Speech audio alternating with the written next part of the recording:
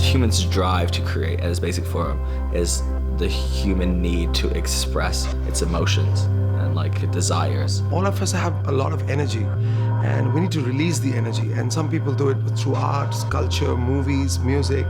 In your real life, you don't have that kind of freedom, but in art you have absolute, complete and total freedom. Using something to create sound is just innately a way for us to help deal with what's going on internally. And that's been with us since the very beginning. All of this, from the beginning of it, all has revolved around trying our damnedest to do something that improved upon what was left for us from the generation before.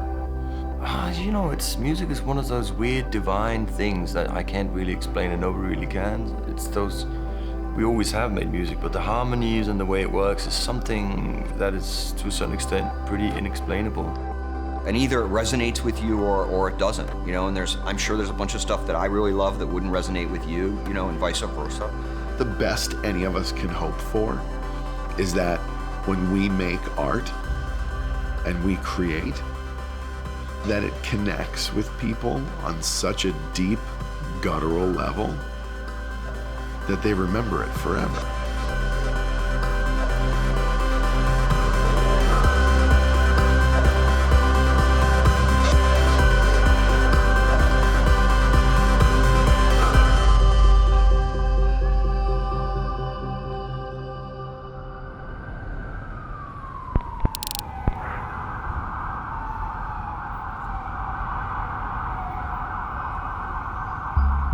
I started to make music at about 1998.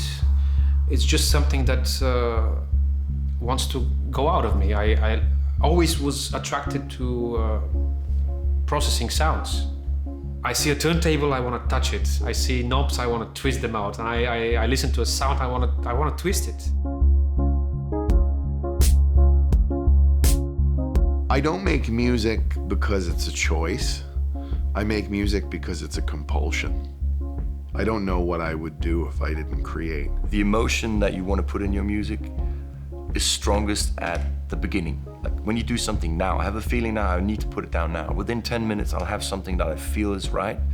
And you need to respect the original idea and emotion in order to preserve that moment. If I'm completely honest, one of the reasons I liked electronic music in the very first place was that I could, as one human, as one man, go down into the basement with my machines and create something that was purely my idea. I can talk for myself at least. The reason why I make music and always have is it's a very therapeutic thing. It's always about, you know, processing something, an experience or a memory or whatever it would be, and putting that into sound. I think music is, it's a primal urge. It's just something that, I would just feel that it's been there since the beginning. I switch on everything, I press record on the computer, and then I just start to plug cables on that side, or I could just play a record on a turntable over there. I could sample it. And that's really nice in the moment when all the sounds, all the technologies are so abused. It's so amazing to bring back the surprise element again in the studio work.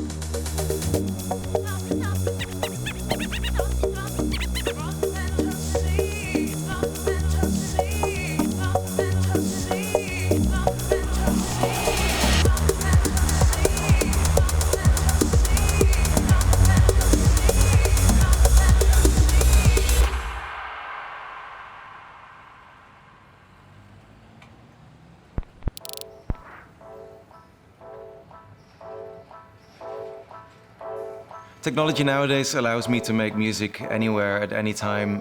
When I'm on the roads, in a plane, in a taxi or on a train, I can make anything anywhere, and that's the creative freedom that we always wanted to have. DJs have always wanted to be musicians, but never had the tools afforded to them to do that. And now finally, over the last few years, we are musicians now because we're doing stuff, adapting, changing, and that's interesting. When I first started creating music, there was a sampler which held about a second of audio, and there were floppy disks. There was a mixer, and that specific project had to be on my mixer, and I had to kind of keep my mom away from cleaning my room.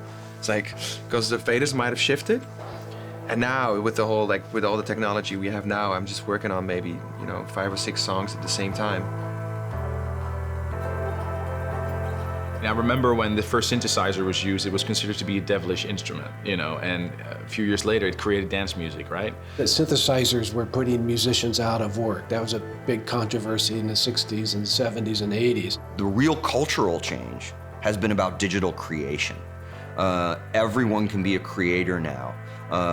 10 or 15 years ago, if you wanted to make electronic dance music, you had to plug a lot of things in.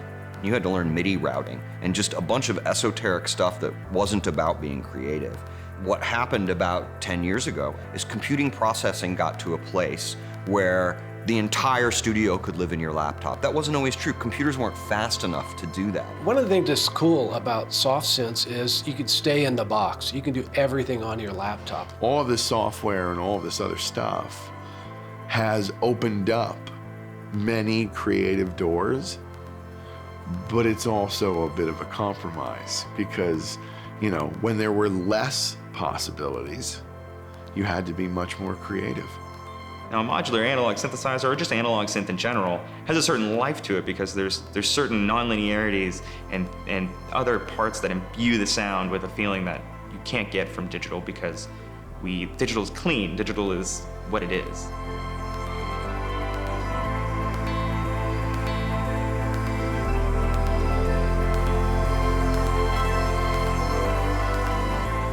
Asking if technology allows people with no talent to create is the same excuse that a guitar player said to me 25 years ago. Use a keyboard, use a computer, you're not a musician. Well, a computer's a tool, like a hammer, and a tool needs an input. And if the input's shit, then the output's gonna be shit too. It's very easy.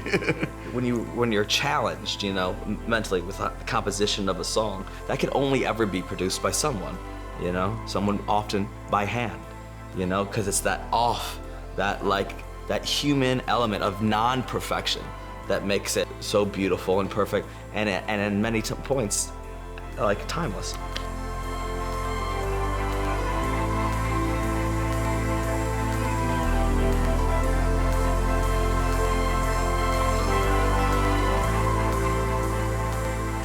I actually think this is the best time in the world for music. Now, any 12-year-old kid in their bedroom can become a superstar. With more people creating, there's more garbage. As I said, there's more shitty stuff. I do believe the best stuff finds its audience. You really have a great shot at achieving something as long as you're actually capable of bringing something new to the table.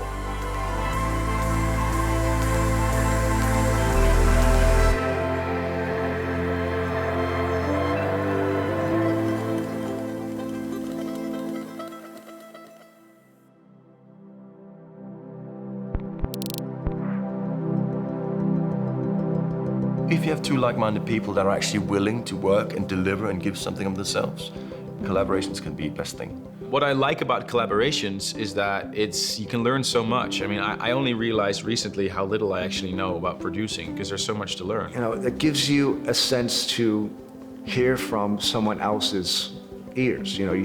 I guess people say see through someone else's eyes, but for us it's to hear. I think music is an experience that should be shared. I can't think of anything more lonely or depressing than sitting in a room by myself making music. You can collaborate within the music, you can collaborate on artwork, you can collaborate on music videos. It used to be the DJ was the guy behind the bar just putting on some music, and there was a light guy in the corner just, doing all the lights, and then the visual guy was just doing something, and now it's all coming together thanks to timecode systems and everything. Everything's more synced, which makes the experience for the visitor better, I think.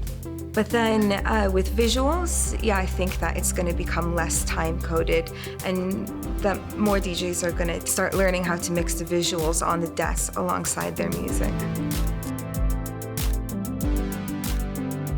I met with the owner of Ableton, and I said, look, I want Ableton to be able to play video files, because why not? Every time I saw a VJ, the visuals were never in sync with the audio. And they didn't know when the breaks were, they didn't know what build-up was when, and it was always a bit off. And he said, well, meet these guys, they're doing what you were asking for. The funny thing is, from the first second I explained Kölsch what the plan was and what our software does, he immediately caught on. He was like, yes, let's do this. The fact that you can take control of something that usually you'd have to leave to someone else, that's fantastic.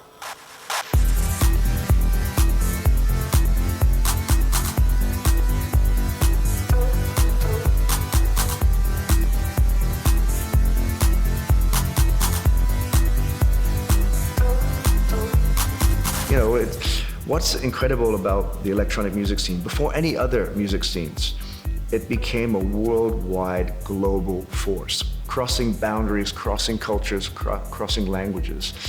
But because of how wide and far it spread, it really needed a foundation point, a meeting point to share ideas and business, creative, and I know that's what ADE has been since the beginning. It's my favorite city outside of the States. It's my favorite convention for getting business done in this space.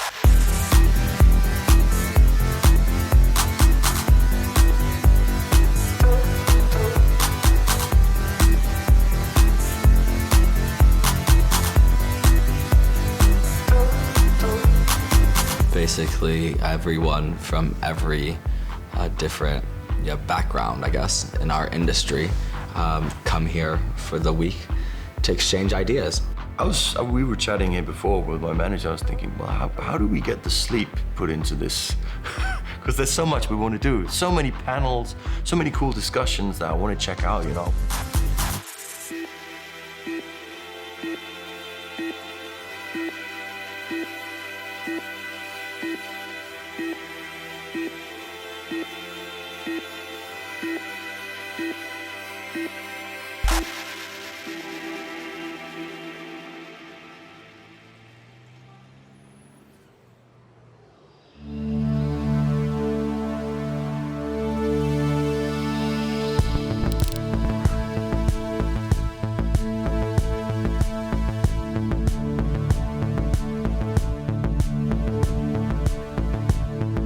The consumption of music has categorically changed in so much as 2 years ago, if you wanted a record, you acquired the record.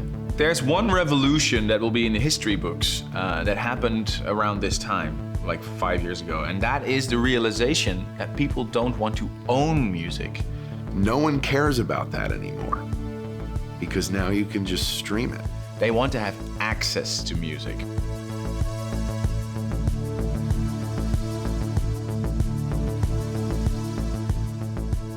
The music industry didn't really give a shit if you liked the record you bought. They only cared that you bought it, right? They made money when you bought the CD. They didn't care if you ever took the packaging out and listened to it. But with streaming, every time you listen to this track, the artist will get a little bit of revenue. I think the system is much more fair that way. People only make money when your music gets listened to. So it means all this, and I love this part of it, you have to make music people love, not just trick them into buying a Smash Mouth CD.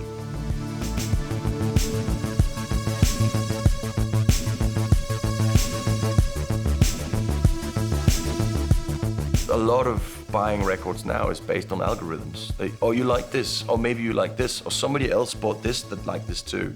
But that's not the point. The point is, oh, you like this. You probably won't like this, but maybe you will anyway. See, that's what I want. I want someone to tell me some abstract record that I would never listen to.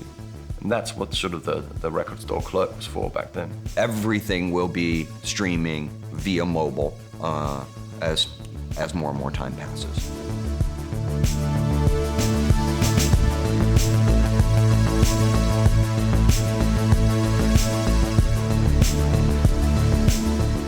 I don't think that the audience has really changed. I think society has changed. You know, we live in the information age. The mobile phone is at the center of many of our lives right now. The dance floor used to be, in the very early stages, only about dancing. And it didn't matter who was playing, and it didn't matter what they were playing. Now it's an audience, because, an audience wants to be impressed. It's more so of the lifestyle and the costumes, and I think people feel part of this global community, and there's the specific language that goes along with it, and hashtags. It's really like they save up all their money for months on end, and when they go there, it's like that's what people used to do on a holiday.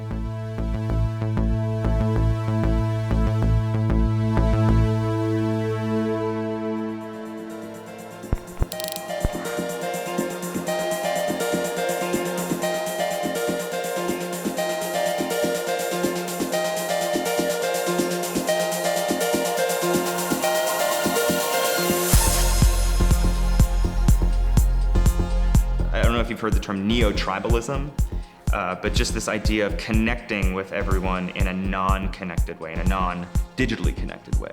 There's so much going on in everyday life, and I think the feeling and the moment where you're on the dance floor and you're surrounded by people and energy and frequencies, that's an incredible moment.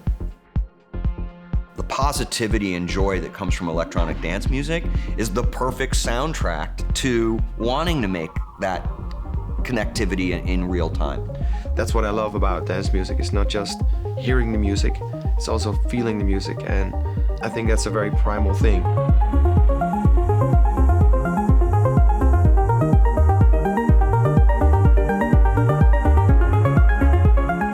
It's one of those modern day luxuries that we need. It could be anything. It could be going to the movies, it could be playing a video game, it could be going for a bike ride, or whatever you want. The people that we're around happen to choose to go to a dark room and listen to loud music, which is also kind of beautiful. Some of these guys are playing 5, 6, 7, 8 hours. I mean, you're on a total journey. It's like going on vacation for a few hours. The feeling on the dance floor has always been about escapism. They're looking for that escape. They're looking for this other world where everything's perfect just for that one moment. They hate their boss and they're having trouble with their girl, and all that fades away. I mean, you're on a dance floor and you're listening to a kick drum and none of that shit matters.